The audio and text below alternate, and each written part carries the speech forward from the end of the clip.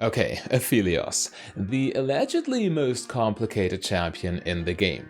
You guys have spoken, and the question of how to get perfect Aphelios combos seems to be a rather interesting one. I mean, I understand. The nature of Aphelios' kit can be very intimidating for people who want to pick up the champion. But fortunately, managing Aphelios' weapons and ammunition in a way that allows you to actually carry your games can be broken down to very few simple aspects, as you're about to see. Yes, you can find all sorts of charts and tables on the internet telling you exactly when to deplete each individual weapon for optimal rotations, but these are quite worthless. Sure, they look nice in a vacuum, but the reality of solo queue looks very different. To illustrate that, and also to show you how you can apply Aphelios theory to actual real games, we're going to analyze the playstyle of none other than Cody, one of the best marksman players on the planet. But let's start with the rune and item choices, since your weapon management doesn't even matter if you load into the game with the wrong setup.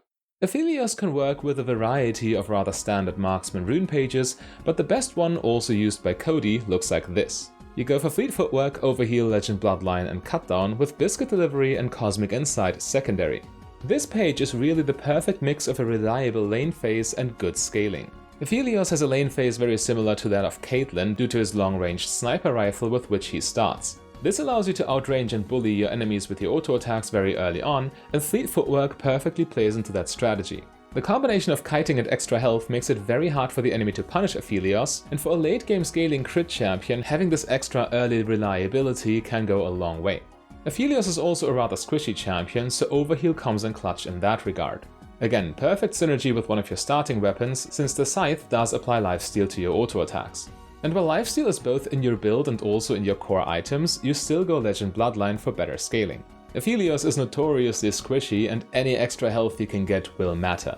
However, due to that squishiness, he's also a perfect user of the rune Cutdown, your strongest damage option in the next row. While most other AD carries typically only take Cutdown into really tanky matchups, Aphelios will get great value out of this one every single game due to the nature of his base stats. Now, a lot of Aphelios' early power, especially from levels 2 to 5, comes from the fact that he can get 3 or sometimes even 4 Q casts off in a single fight.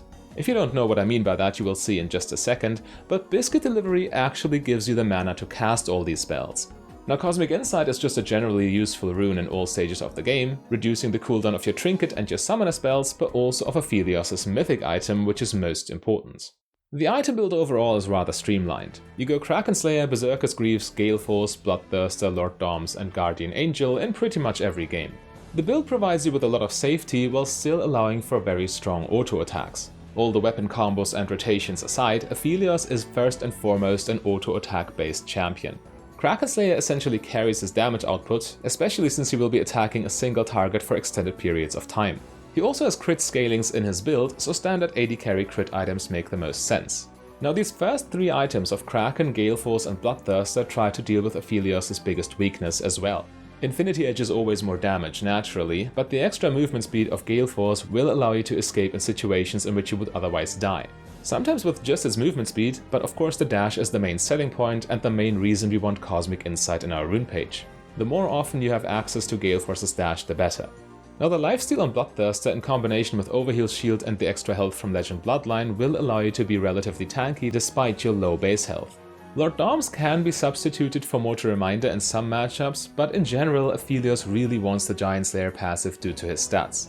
GA is strong late game insurance, but other items such as more of Memortius or Mercurial Scimitar also work in some matchups. Oh, and before we jump into the analysis, you max your attack damage first, your lethality second, and your attack speed third.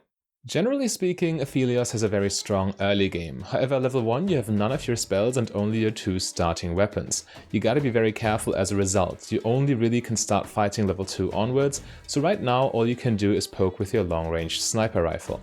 The long range makes it relatively easy to pressure the enemy and reach level 2 before they do, although in this lane in particular they are playing against an Alistar who is also very weak level 1, which certainly helps Aphelios. But have a look at this situation. As you can see, the sniper rifle is almost depleted, goes empty as Q is cast, so Aphelios has an extra weapon at his disposal. These are the situations in which you try to all in the enemy. It doesn't work all the time, of course. Sometimes the enemy just disengages or the situation is not right. But as you saw, he immediately fired the spell to potentially hit them with 3 Qs in rapid succession. But Aphelios can also create all-in plays himself, especially as long as the gravity cannon is equipped. It's a nice source of crowd control, hard crowd control for that matter with the activated Q, allowing your support to follow up very easily. You can then chase down the enemy with your slowing auto attacks, making it very difficult for them to escape, especially since the threat of your second Q after a W cast is always live. As the play continues, we can also see the trick from earlier in action in a full-fledged fight. Q when you have below 10 ammo to deplete the ammo instantly and gain a new weapon while also casting the Q spell. Now Aphelios can cast Q with a new weapon and then switch weapons again for a third Q in a single fight, making for enormous burst damage which very few AD carries can match. The extra Q roots Xayah in place here, and now Aphelios has an easy time walking up and finishing the job.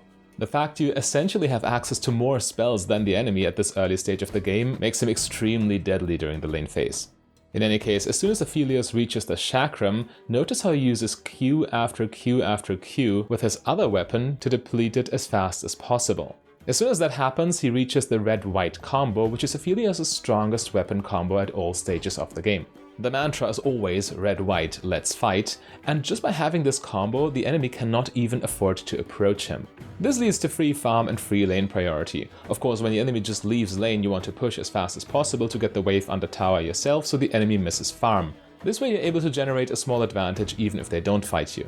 Now, a lot of these better known weapon combos, such as red-white, white-green or blue-purple, are mentioned in many guides you can find online. But in reality, sometimes you have to fight with suboptimal combos. If the situation calls for it, any combo is better than failing to react.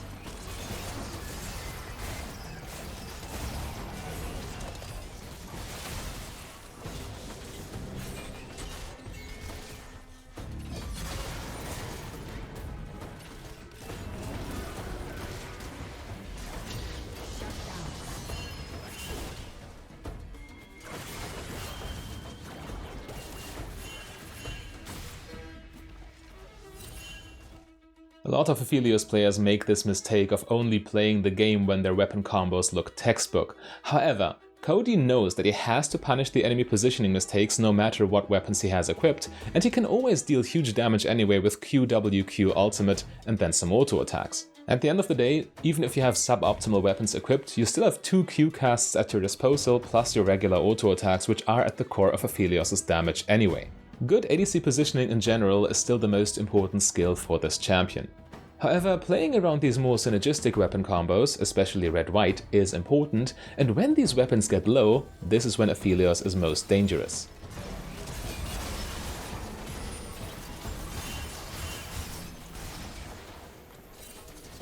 Of course, the situation was outright hopeless for Xayah here due to the enormous burst damage of red-white, but even had she lived or had she had backup, Aphelios depleting his first weapon means he has an extra Q cast in this fight, increasing his overall damage output potential even more. And this is really the main thing you need to keep in mind when playing Aphelios. Fighting on low ammo is the best position you can be in. Of course, in this fight Aphelios started kind of out of position, but his damage output with regular auto attacks is still absurd due to crit itemization, and being able to get multiple Q casts in after weapon depletion is much stronger than any individual weapon combo can ever be in a fight. But naturally, you can make it more likely that the stars align and you do get a fight with these amazing weapon combinations if you group once you have them. And once that happens, Aphelios can absolutely shred the enemy to pieces.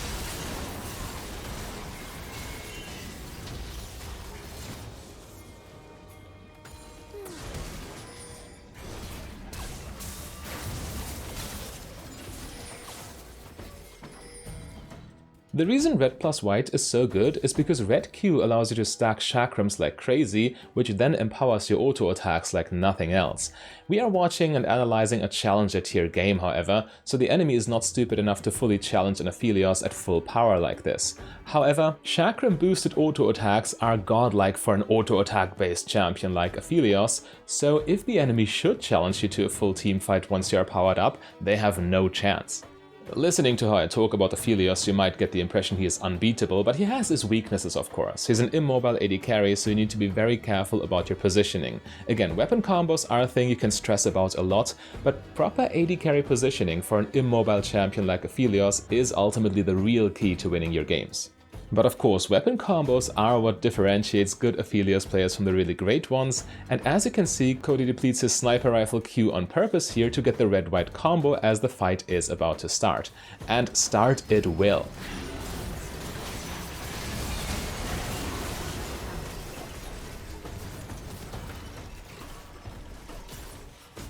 Again, you stack your chakrams with your red Q on the first possible target, and after Q is finished, you switch to white auto attacks and just gun down everyone. Doesn't matter how tanky they are, Aphelios has the damage to muscle through even the bulkiest targets. But the number one lesson for new Aphelios players who are just learning the champion is to never be afraid to fight, even if you don't think your weapon combo is optimal. You still have massively powerful auto attacks no matter what, and each weapon brings something to the table you can make use of. And a good rule of thumb to follow that balances Aphelios' theory with the chaotic reality of solo queue is to always look to deplete weapons that are neither red nor white first, so you will end up with red-white eventually, which you can then use to look for fights. Again, without proper decision making and AD carry positioning in general, all these weapon combos mean exactly nothing. So if you want to improve your AD carry knowledge in general, click the link on your screen right there.